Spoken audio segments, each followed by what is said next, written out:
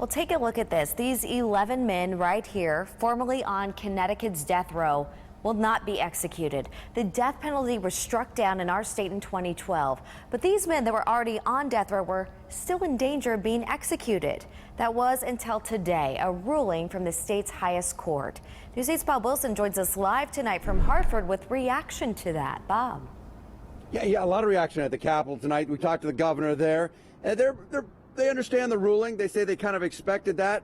Connecticut no longer has a death row. The last person executed in Connecticut was Michael Ross, and he had to fight his way through the court system to get them to put him to death.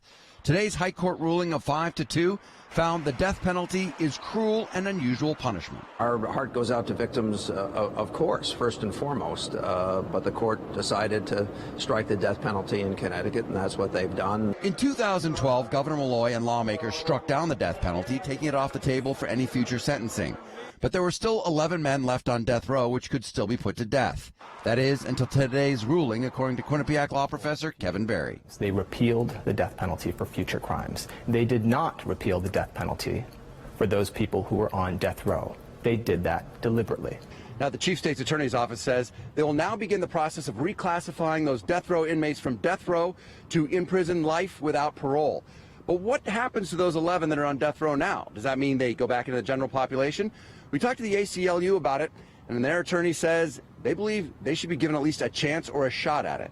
Provided that a prisoner is behaving himself or herself and is not a threat to the guards, there's no reason why they can't be in with the rest of the general population, but they will be spending the rest of their life behind bars. Barrett says one of the reasons the judges abolished the death penalty is to spare the families a lengthy appeals process. When a prisoner goes behind bars for life with no chance of parole, there are really only one or two ways they can appeal the decision. Whereas with the death penalty, for understandable reasons, we don't want to make a mistake and kill a person who is innocent. There are many more avenues of appeal. Yeah, he says the more you appeal it, especially in the death row process, he says that brings the families and the victims back and back in time again, opening up old wounds. There'll be only a couple appeals, and they're in there for life. I'm Bob Wilson, reporting live at the Capitol, News 8.